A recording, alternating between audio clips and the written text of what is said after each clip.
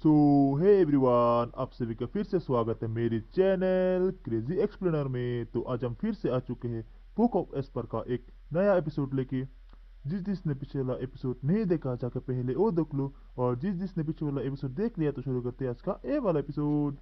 कि स्टार्टिंग में जब गूस एंगटॉन गुस्से में पीछे मुड़ करके देखता है कि आखिर किसने उसके सिर को छुआ, अपने सामने अचानक एक खूबसूरत लड़की को देख करके शांत हो जाता है। तो किंगचन उससे कहती है कि क्या तुम यंग सेंग जी हो? अब हमारी सेफ्टी तुम्हारे हाथों में है। क्योंकि हमारे यंग सेंग जी भी किंगचन की इतनी प्यारी बातों और उसकी खूबसूरती को देख करके हैरान हो जाता है और जूफन से कहता है कि डैड, क्या ये वही लेजेंडरी फेरी है जिसके के बारे में आप बात किया करते थे? गूस एंगटॉन की ये बात सुन जूफन भी स्माइल करते हुए अपने मन में कहता है कि वाकई में कोई भी किंगचन की ब्यूटी को रजिस्ट नहीं कर सकता, यहाँ तक कि एक छोटा बच्चा भी। इसके साथ ही वर्जुवन किंगचन की ओर इशारा करता है और गुसेंगटोंग को बताता है कि यंग सेंग जी, ये मेरी लेडी, मेरी बंदी है और साथ ही अब से ये तुम्हारी मदर भी है। तो जुवन के इस बात से किंगचन तो काफी ज्यादा शर्मा जाती है, जबकि गुसेंगटोंग हैरान होते हुए कहता है कि क्या कहा मदर? साथ ही फिर काफी ज्यादा खुश होते हुए नाच करके कहता है कि ग्रेट, बहुत अच्छे, मुझे ये काफी ज्यादा पसंद आई। और तभी किंगचन यंग सेंग जी से पूछती है कि यंग सेंग जी, क्या तुम उन चारों बूढ़ों को पीट सकते हो? क्या तुम्हारे लिए वो थोड़ा हार्ड होगा? तो यंग सेंग जी उससे कहता है कि इन छोटे मोटे लोगों में कोई बात नहीं है और मैं इन लोगों को तो बड़ी आसानी से हरा सकता हूँ। इसके साथ ही फिर यंग सेंग जी उन चारों हेवनली साइकिल एल्डर्स की ओर जाने लगता है और उन दोनों से कहता जाता है कि मॉम, डैड, बस आधे घंटे रुक जाइए और आधे घंटे में मैं इनका कीमा बना डालूंगा। तो ज़ूफन हंसते हुए कहता है कि ये बच्चा बिल्कुल अपने डैड की तरह ही है, वाकई में ये एक ही बार में तुम्हें अपनी मॉम कह रहा है और वो भी बिना किसी हेजिटेशन के। तभी किंगचन उसे पूछते हैं कि आखिर तुमने एक इतनी ज्यादा ग्रेट पावर को अपना बेटा बनाने के लिए किस तरीके की चालें चली होंगी? तो ज़ूफन उसे कहता है कि बिल्कुल उसी तरह जिस तरीके से मैंने सबसे खूबसूरत लड़की को अपनी वाइफ बनाने के लिए आकर्षित किया। अब ज़ूफन के मुंह से इस तरीके की बातों को सुनकर किंगचन भी उससे कहती है कि आखिर कब से तुम इतनी ज्यादा चिकनी चुपड़ी बातें करने लग गए? जबकि इधर साइड में हमें वेनेवलियान को दिखाया जाता है। तो अचानक यंग सेंग जी को उन चारों हेवनली साइकिल एल्डर्स की ओर जाता हुआ देख करके काफी ज्यादा शॉक हो गए होते हैं और अपने मन में कहते हैं कि तुम दोनों लोग अभी भी एक दूसरे के साथ में फ्लर्टिंग और प्यारी प्यारी बातें कर रहे हो, जबकि तुम लोगों ने अपने छोटे से बच्चे को उन चारों मॉन्स्टर से फाइट लड़ने के लिए भेज दिया है, और वो भी 9th लेयर के पीक थ्रिल स्टेज एक्सपर्ट्स के साथ। तभी इधर गुसेंगटोंग तो अपनी प्यारी सी स्माइल के साथ में उन चारों हेवनली साइकिल एल्डर्स के सामने आकर के खड़ा हो जाता है, जबकि वो हेवनली साइकिल एल्डर भी गुसेंगटोंग को अपने सामने देख उससे कहता है कि बच्चे, क्या तुम वाकई में इन डेमोनिक कल्टीवेटर्स के लिए इस फाइट में इंटरफेरेंस करना चाहोगे? मगर याद रखना, अगर तुम ऐसा करते हो तो तुम भले ही कितने भी ज्यादा यंग बच्चे क्यों ना हो, हम फिर भी तुम्हारे ऊपर इजी नहीं आएंगे। तो उसकी बात सुन गुसेंगटोंग उल्टा उसके ऊपर चलाते हुए कहता है कि अपनी बकवास बंद कर, मैं तुझे यहाँ पर कुचलने के लिए आया हूँ। वो एल्डर भी कहता है कि तो ठीक है फिर, अब तुम क्योंकि इतनी छोटी सी उम्र में भी एक डेमोनिक पाथ पर चल निकले हो, तो फिर अब हम चारों को तुम्हें शुद्ध करना होगा और तुम्हारी इस छोटी सी मोटल जिंदगी से तुम्हें मुक्त करना होगा। इतना कहते ही वो एल्डर अपने अर्थ ड्रैगन के सोल के साथ में गुसेंगटोंग के ऊपर हमला कर देता है, जबकि गुसेंगटोंग तो मस्त अपनी आंखें बंद करते हुए उससे कहता है कि पाखंडी अपनी बकवास करना बंद करो, यहाँ आओ और मुझसे आकर के लड़ो। इसी के साथ में वो अर्थ ड्रैगन सोल गुसेंगटोंग के ऊपर हमला कर देती है और उसे टक्कर मार करके नीचे जमीन की ओर ले जाती है, जहाँ पे टकराने के बाद में एक जोरदार धमाका होता है, चारों ओर धूल छा जाती है। ये देख करके एक तरफ सेक लीडर जुआन और उसका बेटा जायू तो काफी ज्यादा खुश हो रहे होते हैं, क्योंकि दूसरी ओर वेनेवलियान और वेनेवल भाई तो गुसेंगटोंग के लिए दुखी और गुस्सा हो रहे होते हैं। उन सभी के अलग ज़ूफन को तो पता होता है कि क्या हुआ होगा, इसलिए वो स्माइल कर रहा होता है। और तभी हमें दिखाया जाता है कि उस अर्थ ड्रैगन की सोल को एक बंदे के हाथ ने रोक दिया होता है और उससे कह रहा होता है कि अब बस, तुमने अपने धमकाने वाले व्यवहार को उचित ठहराने की कोशिश करी है। जिसके साथ ही हमें दिखाया जाता है कि उस ड्रैगन सोल को रोकने वाला हाथ कोई और का नहीं बल्कि यंग सेंग जी का होता है, जो कि अब गुसेंगटोंग वाली फॉर्म में आ चुका होता है। उसने अपने एक ही हाथ के साथ में उस अर्थ ड्रैगन के सोल को रोक दिया होता है, जो कि उसके सामने कांप रही होती है। गुसेंगटोंग उन चारों हेवनली साइकिल एल्डर्स की ओर देख करके मुंह बनाते हुए गुस्से में कहता है कि क्या बकवास चार पाखंडियों का समूह है। तो गुसेंगटोंग को वहाँ पे अचानक इतनी आसानी से उनके अर्थ ड्रैगन की सोल को रोकता हुआ देख करके वो चारों एल्डर्स भी काफी ज्यादा शॉक हो गए होते हैं। इधर गुसेंगटोंग अपने एक हाथ से उस अर्थ ड्रैगन के सोल के मुंह को बंद करता है और दूसरे हाथ से अपना पंच बनाते हुए अपने खतरनाक ऑरे को अनलिश करते हुए उस ड्रैगन सोल में मारने के लिए आगे बढ़ता है। इसके साथ ही जैसे ही गुसेंगटोंग को वो टेरिफाइंग पंच उस हेवनली ड्रैगन की सोल से जाकर के टकराता है, तो वहीं पे वो ब्लास्ट कर जाती है, जिसके प्रेशर की वजह से वो चारों हेवनली साइकिल एल्डर्स भी पीछे की ओर ढकेले जाते हैं और हैरान होते हुए कहते हैं कि ये बिल्कुल इम्पॉसिबल है। साथ ही उस सोल के डिस्ट्रॉय होने की वजह से उनको हेवनली बैकलैश भी होता है। ज़ूफन भी जल्दी से किंगचन को अपनी गोद में उठाता है और उसे वहां से दूर ले जाते हुए बाकी सभी लोगों से कहता जाता है कि सभी लोग जल्दी से तितर बितर हो जाए और इन लोगों से काफी ज्यादा दूरी बना लो, जिसके साथ ही फिर हमें गुसेंगटोन के स्पंज की पावर का दिखाया जाता है, जो कि इतनी ज्यादा भयानक होती है कि उसने अपनी पावर के साथ में आसमान को भी लाल कर दिया होता है। तब गुसेंगटोन के स्पंज की पावर पूरी तरीके से अनलेस हो जाती है। अभी हमें उन हेमनली साइकिल एल्डर्स को दिखाया जाता है, वो सभी लोग इंटरनली काफी ज्यादा इंजर्ड हो गए होते हैं और साथ ही वो लोग अपनी आंखें खोल करके गुसेंगटोन को देखते हैं और कांपते हुए कहते हैं कि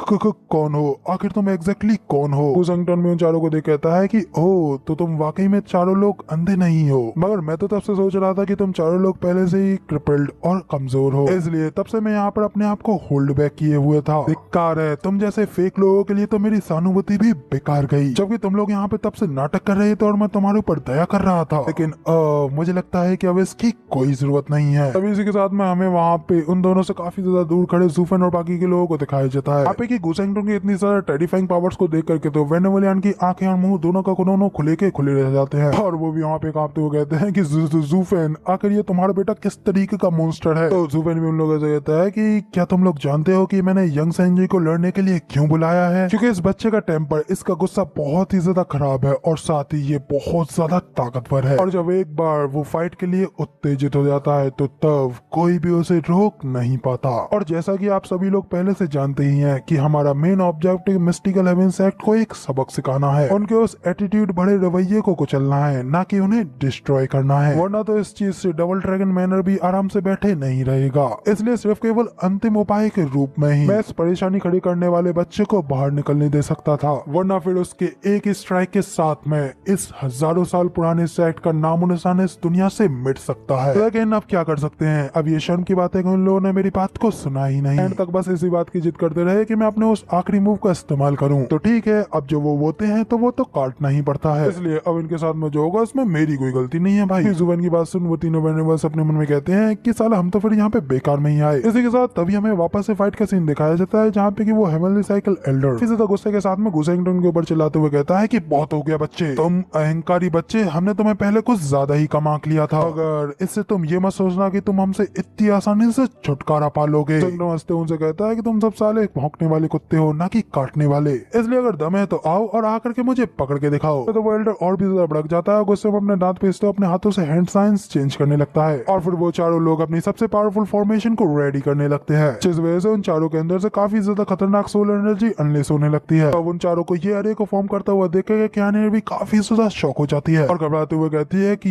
ये तो वो 4 एलिमेंट्री साइकिल अरे है। इसके साथ ही वो एल्डर्स अपनी सबसे पावरफुल 4 एलिमेंट साइकिल अरे को एक्टिवेट कर देते हैं। ऐसे वहाँ पे एक पावर का काफी बड़ा बवंडर उठता है जो कि 4 एलिमेंट पावर से बना हुआ होता है और गुसेंगटोन ठीक उनके उस अरे फॉर्मेशन के हमले के सामने खड़ा होता है, जबकि पीछे उस बड़े से फॉर्मेशन अटैक को देखने के बाद में टर्निंग कहती है कि ये 4 एलिमेंट साइकिल अरे अर्थ और 4 एलिमेंट से अपनी पावर को बोरो करती है, बिल्कुल इस दुनिया की एनर्जी की तरह जिसकी की पावर एंडलेस है। इसलिए मुझे डर है कि एक अर्ली स्टेज का सोल हार्मनी एक्सपर्ट भी इन 4 हाई वेनरेबल्स के अरे फॉर्मेशन के अटैक को ब्लॉक नहीं कर सकता, जिसका मतलब अभी ये बच्चा एक बहुत बड़े खतरे में है। तो क्यानिन की ये सारी बातें सुनने के बाद में जूफेन भी अपने आंखें बंद करके कुछ सोचने लगता है और अपने मन में कहता है कि यंग सेंग जी एक किलिन है और उसकी सोल और बॉडी खुद उस बीइंग किलिंग की ही है। सोल हार्मनी के एक्सपर्ट की पावर और इसकी पावर के डिफरेंस में शायद ही कुछ डिफरेंस होगा, और क्योंकि ये लिन पहले ही सोल हार्मनी की पावर्स का इस्तेमाल कर सकता है तो फिर यंग सेंग जी तो जरूर ही कर लेगा, क्योंकि उसकी बॉडी उससे कहीं गुना ज्यादा स्ट्रॉन्गर है। इधर सेक्रेटरी जवान भी खुश होकर के जोर जोर से हंसते हुए जूफेन से कहता है कि तुमने 4 एलिमेंट साइकिल अरे की पावर तो जरूर ही देखी होगी, मगर लेकिन ये इन 4 वेनेबल्स के हाथों में कहीं गुना ज्यादा डेडलियस है। इसका इस्तेमाल करते हुए हमारे वेनेबल्स ने अपने से कहीं गुना ज्यादा पावरफुल एक्सपर्ट्स को भी हरा रखा है। हेवनली साइकिल ड्रैगन अरे 4 अर्थ ड्रैगन की सोल्स का यूज करके बनाई जाती है। अब तुम सब लोगों का अंत तो बस तुम्हारे सामने खड़ा है। इधर हमें जूफेन को दिखाया जाता है जो कि गुसेंगटोन को आवाज लगाते हुए कहता है कि यंग सेंग जी। इस पे गुसेंगटोन भी समझ जाता है और जूफेन को बताता है कि कोई प्रॉब्लम नहीं है, मेरी आंखों में तो ये अर्थ ड्रैगन सोल्स जमीन पे रेंगने वाले कीड़ों के अलावा और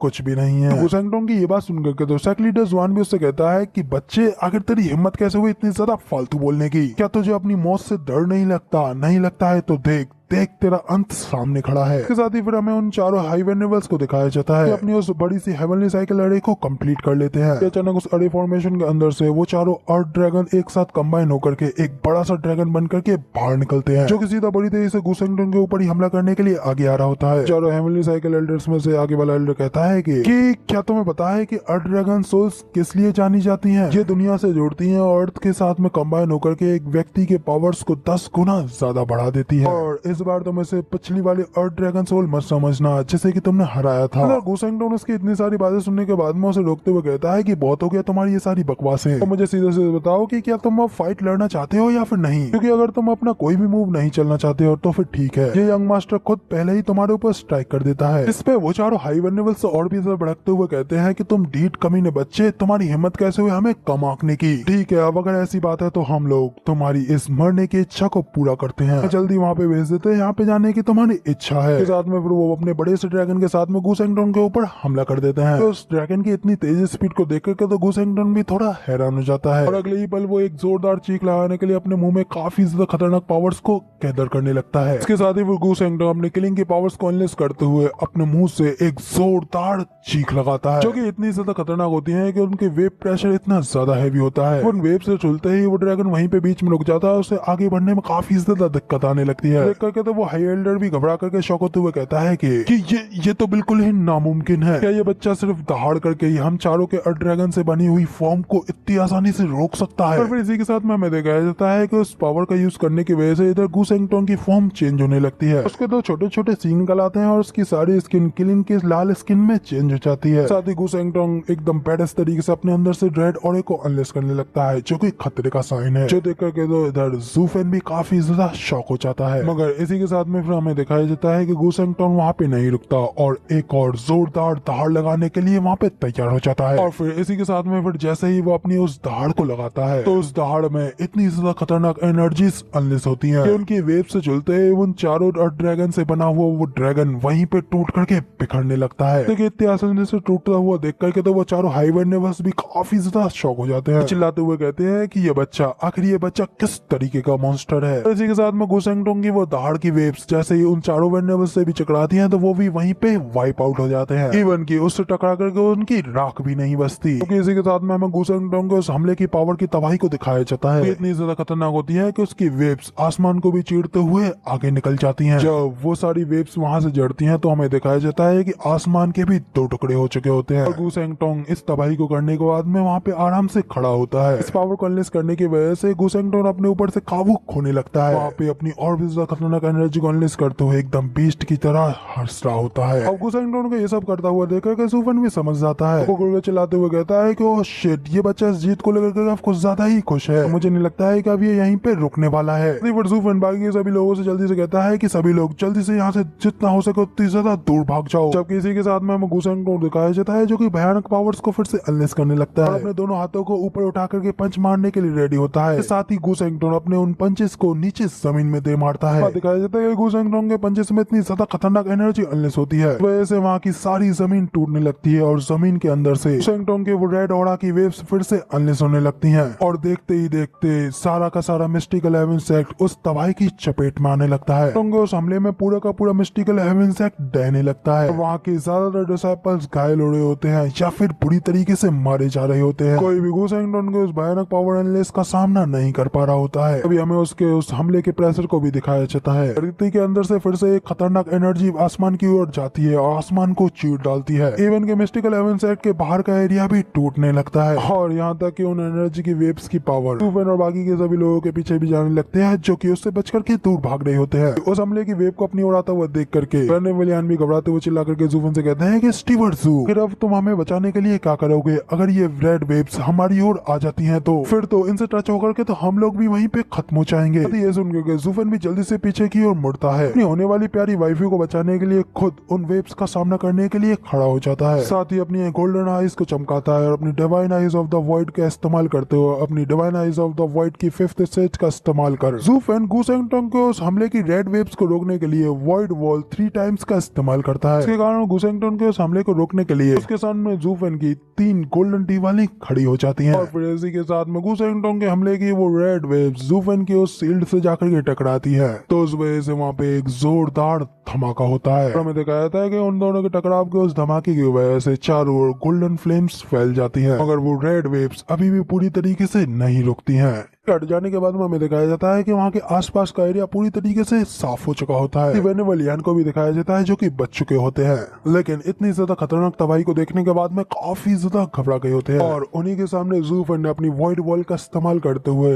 गू सेंगडोंग के हमले को रोक दिया होता है। तो उसे देख वेनेवलियन कहते हैं कि आखिरकार तुमने उसके हमले को रोक ही दिया और हम बच गए, आखिरकार हम लोग सब बच ही गए। ये भी दिखाया जाता है कि सिर्फ ज़ू फेन की वॉइड वॉल के पीछे वाला हिस्सा ही बचा होता है, बाकी का सब नष्ट हो चुका होता है। इसके बाद में इधर ज़ू फेन भी एक राहत की सांस लेते हुए फिर कहता है कि फ्यू, इस बच्चे के वाइब्रेशन की वेव बिल्कुल शॉक वेव्स की तरह थी। मुझे इसकी पावर्स को कम करने के लिए अपनी वॉइड वॉल के कई सारे सेपरेट स्पेस का भी इस्तेमाल करना पड़ा, अगर मैं उसकी इस वेव्स को कम कर पाया। लेकिन मानना पड़ेगा कि ये कहा जा सकता है कि वो एक म्यूचुअल एक्सक्लूसिव है, सभी को एक साथ मिलाकर के ही मैं इन वेव्स को रोक पाया हूँ, वरना तो अगर ऐसा नहीं होता तो उस हाई इंटेंसिटी वाइब्रेशन के सामने यहाँ तक कि एक पावरफुल इतने स्टेज का एक्सपर्ट भी काफी ज्यादा घायल हो सकता था या फिर डायरेक्टली मारा भी जा सकता था। तो इधर उसी वक्त ज़ू फेन के पीछे से वेनेबल भाई भी आ जाते हैं और उससे कहते हैं, स्टीवर्ट ज़ू, वाकई में आप अपने बच्चे को बाकी के लोगों से सबसे ज्यादा अच्छी तरीके से जानते हैं। अगर कोई और होता तो उसे इस चीज का खामियाजा काफी ज्यादा भुगतना पड़ता और सिर्फ आप ही उसे रजिस्ट कर सकते हैं और हमें उसके प्रकोप से बचा सकते हैं। फिर ज़ू फेन भी स्माइल करते हुए उनसे कहता है कि तो आखिरकार आपको पता चली गया ना कि आखिर क्यों मैं उसे इस फाइट में बाहर नहीं निकालना चाहता था। ये लड़का बच्चे की तरह यहाँ तक कि उसमें अपने आप को भी भूल जाता है, इसलिए मुझे डर था कि कहीं ये अपने मूव के साथ में पूरे का पूरे मिस्टिकल हेवन सेट कोई नहीं तबाह कर दे। फिर उसके बाद में हम लोग डबल ड्रैगन मैनर को इसके बारे में क्या समझाएंगे। तो फिर वेनेवलियन मिस्टिकल हेवन सेट की बाकी की हालत को देखते हुए कहते हैं, क्या तुम्हारा मतलब तुम्हारे बेटे ने अभी तक मिस्टिकल हेवन सेट को पूरा तबाह नहीं किया है? लेकिन यहाँ पे तो अब शायद ही कुछ बचा हुआ है।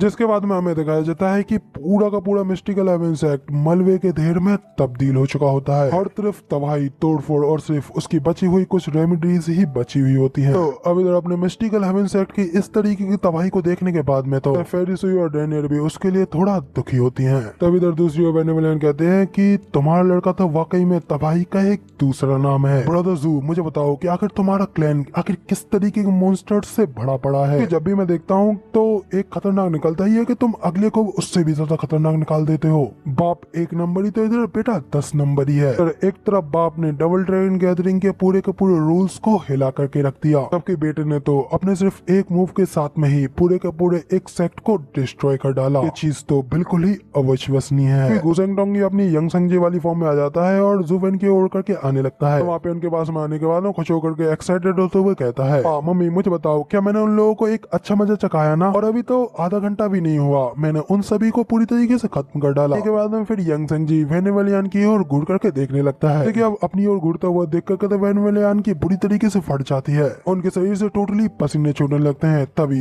ज़ू फेन अपने पास से एक हर्फ को बाहर निकालता है और उसे यंग संगजी को देते हुए कहता है कि यंग संगजी, तुमने बहुत अच्छा काम किया और अब बाकी सब कुछ तुम सिर्फ मुझ पर छोड़ दो, इसलिए अब तुम्हें यहाँ पर और कुछ भी करने की जरूरत नहीं है। यंग संगजी भी उससे कहता है कि ठीक है पापा, मैं समझ गया। पीछे से वेनेवल की भी ज़ू फेन के पास में आते हैं और उससे कहते हैं कि स्टीवर्ट ज़ू, ये सब कुछ संभालना इतना भी ज्यादा आसान नहीं है और हमें डबल ड्रैगन गैदरिंग को इस चीज के बारे में एक्सप्लेन करने के लिए एक बहुत ही ज्यादा अच्छे रीजन की जरूरत है। उसके बाद में अगर डबल ड्रैगन मैनर यहाँ पे खुद इस चीज की तहकीकात के लिए आए तो हम लोग उसे और कुछ भी आगे करने से पहले एक अच्छे रीजन के साथ में रोक पाए। जिसपे ज़ू फेन उनसे कहता है कि हाँ, मैं जानता हूँ इसके बारे में। इसके साथ ही फिर ज़ू फेन बाकी के सभी लोगों से कहता है, सभी लोग मेरी बात ध्यान से सुनो, हमें सबसे पहले इस मलबे के अंदर से सेक्ट लीडर जुआन और उसके बेटे जुआन सायू को ढूंढना है, इसलिए जल्दी से ढूंढो, वो हमारी इस गड़बड़ी से बाहर निकलने की एकमात्र उम्मीद है। साथ ही फिर ज़ू फेन की बात मानने के बाद में वो सभी लोग उस मलबे को धीरे धीरे हटाने लगते हैं और सेक्ट लीडर जुआन और उसके बेटे को ढूंढने लगते हैं। अभी हमें एक जगह पे दिखाया जाता है कि उस मलबे के नीचे से एक हाथ बाहर निकल के आता है। साथ ही फिर वो जैसे ही अपने ऊपर से सारे मलबे को हटाता है तो हमें दिखाया जाता है कि वो कोई और नहीं बल्कि सेक्ट लीडर जुआन ही होता है। वहाँ से बाहर निकलते ही वहाँ की तबाही को देखते हुए सबसे पहले अपने बेटे को इधर उधर ढूंढने लगता है और उसे आवाज लगाने लगता है। दूसरी ओर उसकी साइड पर शायू भी मलबे में फंसा हुआ अपने फादर को आवाज लगाने लगता है और उससे कहता है कि फादर, वो तो इस 9th ग्रेड के स्पिरिचुअल आर्मर का शुक्र है जिस वजह से मेरी जान बच गई, वरना तो इतने खतरनाक हमलों के बाद में तो मेरी बॉडी भी नहीं बचती। उसके बाद इधर सेक्ट लीडर जुआन उधर से अपने बेटे को उठाते हैं और उससे कहते हैं कि मेरे बच्चे, मैं खुश हूँ कि तुम बचे हुए हो। जबकि तभी शायू गुस्से में अपने दांत पीसते हुए कहता है कि डैड, ज़ू फेन ने हमारे सेट को पूरी तरीके से बर्बाद कर दिया, इसलिए अब हम उसे इस तरीके से बच करके बाहर नहीं जाने दे सकते। इस पर उसका बाप भी कहता है कि चिंता मत करो, मैं तुम्हारे लिए सुनिश्चित करूंगा कि सब के बाद में वो जरूरी बुरी तरीके से मारा जाएगा। अपने बाप की ये बात सुन शायू भी कहता है कि बहुत बढ़िया ज़ू फेन और जूनियर सिस्टर किंग चन, मैं अभी भी तुम लोगों को एक साथ खुश नहीं रहने दूंगा। और बाप बेटे ये सारी बातें कर ही रहे होते हैं कि तभी उन्हें देख करके उनके पास में ज़ू फेन भी आते हुए हंस करके उनसे कहता है यंग मास्टर जुआन, तुम यहाँ पर यहाँ तक कि अपने आप को तो बचा नहीं सकते, फिर भी तुम्हें किंग चन और मेरी खुशी की चिंता करने की इतनी ज्यादा फुर्सत है। उसी वक्त इधर ज़ू फेन को देख करके एग्जैक्टली रजवान उसके ऊपर भड़कते हुए चिल्ला करके कहते हैं कि ज़ू फेन कमीने राक्षस, तुमने मेरे सेट को पूरी तरीके से बर्बाद कर डाला और फिर भी यहाँ मेरे सामने अपना चेहरा दिखाने की हिम्मत कर रहे हो। ज़ू फेन कहता है कि आखिर मैं इस चीज की हिम्मत क्यों नहीं कर सकता, क्योंकि अपने ऊपर इतने गंभीर घावों के साथ में आखिर तुम मेरे साथ में क्या ही कर लोगे।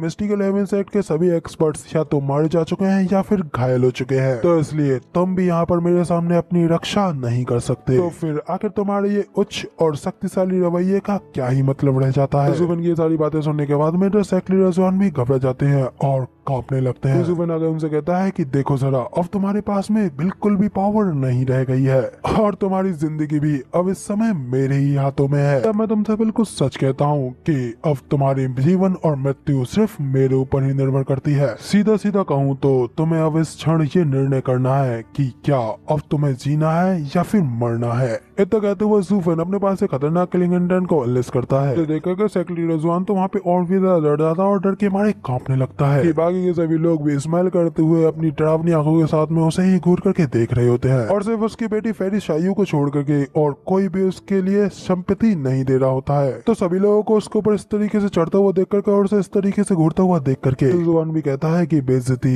ये मेरे लिए घोर बेइज्जती है। जुबान भी आगे बढ़ता है और उससे पूछता है कि तो बताओ कि अब आखिर तुमने क्या सोचा, क्या तुम अब भी जीना चाहते हो या फिर बस मर जाना चाहते हो। कहते हुए फिर ज़ू फेन अपनी लाल आंखों के साथ में सेक्रेटरी रजवान को डराते हुए उसकी ओर आगे बढ़ने लगता है। रजवान पहले तो अपना सिर झुका कर ज़ू फेन के सामने खड़े होते हैं, फिर वो जैसे ही अपना सिर ऊपर उठाते हैं तो ज़ू फेन उसके ठीक सामने होता है, इसलिए वो घबरा जाते हैं। फिर वो गुस्से में अपनी मुट्ठी पीसते हुए अपने दांत पीस करके पीछे की ओर हटते हैं और उससे कहते हैं बिल्कुल भी नहीं, मैं बिल्कुल भी तुम्हारे सामने झुकने वाला नहीं हूँ। तो उनसे कहता है कि ठीक है, अगर ऐसी बात है तो ऐसी स्थिति में अब बात करने की कोई जरूरत नहीं है। तो कहते हैं फिर ज़ू फेन अगले पल यंग मास्टर सायू को गले को पकड़ता है और उसके गले को पकड़ते हुए नीचे जमीन में उसके सिर को दे मारता है और साथ ही उसके गले को जोरों से खींचने लगता है। तो यंग मास्टर सायू दर्द के मारे कांपने लगता है। तो उसका फादर भी अपने बेटे के लिए काफी ज्यादा घबरा जाता है।